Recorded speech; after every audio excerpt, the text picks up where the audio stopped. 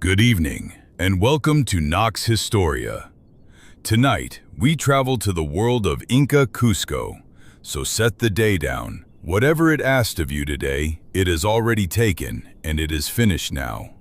There is nothing left to solve, nothing left to carry, no hour left to keep. The air is thinning and cooling around us, high and clean, and the light is going long and gold across a ring of mountains. Come with me, slowly, and let the present loosen its hold. We are going somewhere very high and very old and very calm. We are traveling to the heart of the Andes in South America in the years around 1500, a generation before any ship from Europe had come near this coast. This is the reign of Huayna Capac, the 11th Sapa Inca, the great lord who inherited the largest empire the Americas had ever seen. His people did not call it the Inca Empire. They called it Tawantinsuyu, the four parts, joined together, and it ran for some 4,000 kilometers down the spine of the Andes, from what is now Colombia to central Chile, and held perhaps 10 or 12 million souls. And we have come to its shining center, its navel, the sacred city the people call Cusco, cupped in a green valley at some 3,400 meters above the sea, so high that the evening air itself feels like a kind of water. And here is something most people never learn. When we imagine the Inca today, we tend to picture a lonely ruin on a green peak in the clouds, Machu Picchu, and to call that the capital. But Machu Picchu was only a royal country estate, a mountain retreat. It was never the capital, and most Inca never saw it. This, here, Cusco, was the true heart of it all. And stranger still, the people who built this vast, superbly ordered empire did it without a single thing we usually think a great state must have. They had no wheels turning on any cart. They had no iron. They had no horses, no money, and no written alphabet at all. And yet they governed millions across thousands of miles of mountain with a precision that would astonish the Europeans who came later. How they did it is the quiet wonder we have come to sit inside tonight. You do not need to remember any of this. If you happen to fall asleep before we reach the end, that is exactly what this is for. So let us begin. Let us come down into the valley now, in the last of the light, and see the city laid out below us. Cusco sits between two small mountain streams, and the Inca have shaped the whole city with deliberate, sacred care. For it is said that Cusco was laid out in the form of a great puma, the mountain cat, its head the high stone heights above, and its body the streets and squares below, the two rivers running like the lines of its flanks. The houses are of stone and adobe, roofed in golden thatch, and the smoke of the evening fires is rising now, straight and blue in the still, cold air, so that the whole valley seems to breathe. Above and around it, terrace upon terrace climbs the hillsides, the andenes, the great green staircases the Inca cut into the mountains to grow their food, and the low sun turns each step of them a deeper shade of gold. Stand a moment and let your eyes travel down into it. This is one of the great cities of the world, and it is going quiet for the night. Let us walk out into the great square at the center of it all, the plaza the people call Huaycapata, the place of gatherings and festivals. It is a wide and open space, and once a year it fills with the whole city for the great sun festival of Inti Raymi, when even the mummies of the dead kings are carried out into the light. But there is no festival tonight. The stalls of the daytime are folded away, the great space is nearly empty, and the last traders are carrying their bundles home. In the fine sand that has been spread across this plaza, sand brought, it is said, all the way from the distant sea as an offering, the long shadows stretch and soften. A few figures cross it, wrapped in warm woven mantles against the coming chill, moving unhurried toward home and hearth. The mountains stand all around like patient elders, catching the very last of the sun on their high snows. Let us turn down a narrow street off the square, and here you will meet the thing that everyone who comes to Cusco remembers ever after: the walls. Run your hand along this one as we pass, for you truly can. These same stones still stand in Cusco today, holding up the streets of the living city. See how the great blocks are fitted together without any mortar at all, each stone cut and ground to meet its neighbors so exactly, along joins that curve and interlock like the pieces of a puzzle, that you could not slip the blade of a knife between them.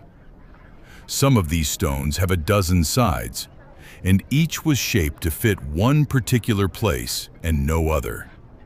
Here and there sits the famous one with 12 angles, matched flawlessly to every stone around it. There is no cement holding this together, only the perfect meeting of stone with stone, so patiently made that it has stood through 5 centuries and more of earthquakes, unmoved, while later walls have fallen around it. It is one of the quietest and most astonishing skills any people ever mastered, and it is all around you here in the dusk. Now look up, above the city, to the high ground where the puma's head is said to rest. There stand the greatest walls of all, at the place called Sacsayhuaman, 3 vast zigzagging ramparts of stone, a temple height, and a royal precinct above the town. And here the stones stop being merely large and become almost impossible to believe. The greatest of them stand taller than a person and weigh well over 100 tons, as much as many houses. And yet they too were cut and fitted, corner into corner, with that same seamless, mortarless perfection. Remember, no iron tools shaped them, no wheel rolled them, no draft animal hauled them. They were dressed with harder stones and hammered patiently smooth, moved on ramps and rollers by the ordered labor of thousands of willing hands, working turn by turn as a duty owed to the state. The Spanish chroniclers who saw it, men like Pedro Cieza de Leon, wrote that they could not imagine how human beings had raised such a thing at all. It is empty and silent up there now, its great gray stones going cold and violet under the failing light, keeping their long watch over the sleeping town. Let us step into a small home now, down among the ordinary streets, and warm ourselves. It is a single, simple room of stone and adobe under a steep golden thatch, and it has no chimney and no window to speak of. The smoke of the fire drifts up and out slowly through the thatch itself, and hangs in a soft blue haze under the roof. In the corner burns the hearth, a small clay stove of the kind the people call a concha, its little mouth glowing orange, a clay pot resting on top. There is not much furniture, for these are people who sit and sleep upon the floor, on thick woven blankets and warm alpaca fleeces piled in the corners against the mountain cold. Niches are cut into the thick walls, trapezoid-shaped, wider at the bottom than the top, and in them sit the household's few precious things. The firelight moves on the stone, and the warmth reaches you, and outside the last blue is draining from the doorway's square of sky. The evening meal is being shared now, and we may sit on the floor with the family and take a little of it, for the Andean table is one of the great quiet wonders of this world. Here is maize, sara, the sacred grain, boiled soft or toasted crackling on the hot clay. Here are potatoes, in more kinds than you have ever seen, for it was here, in these very mountains, that the potato was first tamed from a wild, bitter root thousands of years ago, the gift this land gave that would one day feed half the world. And here is the cleverest food of all, chuño, the freeze-dried potato, made by leaving the tubers out through the freezing Andean nights and treading the water from them under the day's sun, again and again, until they become light and gray and hard, and will keep for years in a storehouse against any famine. There is a thin stew of these with herbs and perhaps a little dried llama meat, and quinoa, the tiny mountain seed, and to drink there is chicha, the gentle beer of fermented maize, poured first in a small offering to the earth, to Pachamama, before anyone takes a sip. Nothing here is hurried. You eat a little and lean back into the warmth, and the pot ticks softly at the fire's edge. In the corner, a woman sits weaving by the last of the light, and we should watch her hands a while, for cloth was the true treasure of this world, prized above gold, given as the highest of gifts, burned as the most precious of offerings. Her loom is a simple thing, one end tied to a post and the other to a strap about her waist, so that she leans back to draw it tight, and yet on it she is making something extraordinary. The finest Inca cloth, the kind called kumbi, was woven so densely and so evenly in patterns of astonishing intricate color that the Spanish who first handled it could not tell the front from the back and thought at first it must be some kind of silk. The very finest of it was made by cloistered women, the chosen weavers, whose whole art was given to this. The wool comes from the alpaca and the wild vicuña of the high slopes, dyed in deep reds and golds and blues, and every pattern in it means something, a rank, a place, a lineage. See how steady and slow her hands move in the dimming room, laying thread against thread, making warmth and beauty and meaning all at once. Now here, by a small lamp, an old man sits with a bundle of colored cords across his knees, and he is the reason we can tell this story at all, and the reason to set one common notion gently right. People often say the Inca were somehow primitive because they had no writing, but look more closely at what he holds. This is a quipu, a main cord from which hang many smaller strings, and along each string are tied knots at measured heights in different kinds and colors. This is no mere decoration, it is a record. The Inca kept the accounts of their whole vast empire on such knotted cords, the census of every province, the count of every storehouse, the tribute owed and paid, the herds, the harvests, perhaps even the calendar and the histories. Trained men called quipu mayok, the keepers of the knots, could read these strings the way you read a page, and answer for every sack of grain in a district 100 miles away. A civilization that could run a realm of 10 million people across 4,000 kilometers of mountain on knotted string and disciplined memory was not primitive at all. It had simply found a different and beautiful way to hold the truth. See how carefully he coils it away now, this quiet keeper of a nation's memory, and sets it in its niche for the night. This household, like every household here, is part of something larger, and it is worth knowing as you grow drowsy just how gently the whole thing was held together. Each family belongs to an ilu, a kinship group, a community that shares its land and its labor and its ancestors. No one here owns a private fortune. Instead, the land is worked in common, and each person owes the state not taxes in coin, for there was no coin, but a turn of labor, a duty called mita. So many days spent building the roads, or the terraces, or the temples, or carrying for the army. And in return, the state fills its great storehouses, the kolka, with grain and cloth and dried food against the hard years, so that in this empire, remarkably, no one was left to starve. Binding it all, running out from this very city like threads from the center of a web, is the Kapak Nyan, the royal road, Some 40,000 kilometers of paved highway, climbing over passes and crossing gorges on woven bridges. All of it walked, none of it wheeled. Along it run the chaski, the relay runners, each waiting at his post to sprint his stretch and pass the message on, so that news or fresh fish from the far-off sea could travel some 240 kilometers in a single day.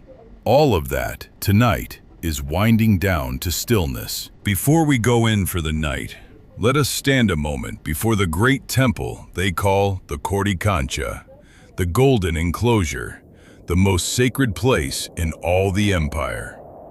In the fading light, you can just see how its walls are crowned with a band of pure gold, a wide-plaited ribbon running the whole way round, so that at sunrise and at sunset, the whole temple catches fire with the light of Inti, the sun, whom the Sapa Inca calls his own father.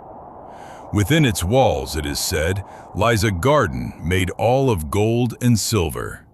Golden stalks of maize, silver llamas, worked by the finest metalsmiths in the land. For the Inca did not hoard gold as money, but loved it as the very sweat of the sun. The last low light is leaving the golden band now, turning it from blaze to ember to a dull, warm gleam, and the temple settles into shadow, holding the day's last brightness longest of anything in the city. It is time now to lie down. Back in the little house, the last small tasks are done. The pot lifted off, the doorway hung with its cloth against the cold, the fire banked low so a few coals will keep till morning. The family draws together on the piled fleeces and blankets, close for warmth, and you may lie down among them, wrapped in soft alpaca wool in the smoky, breathing dark.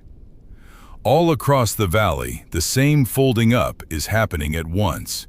In every stone house, under every thatched roof, the fires are sinking, the voices are dropping, the whole city of the Puma is curling down to sleep in the cold, clean air.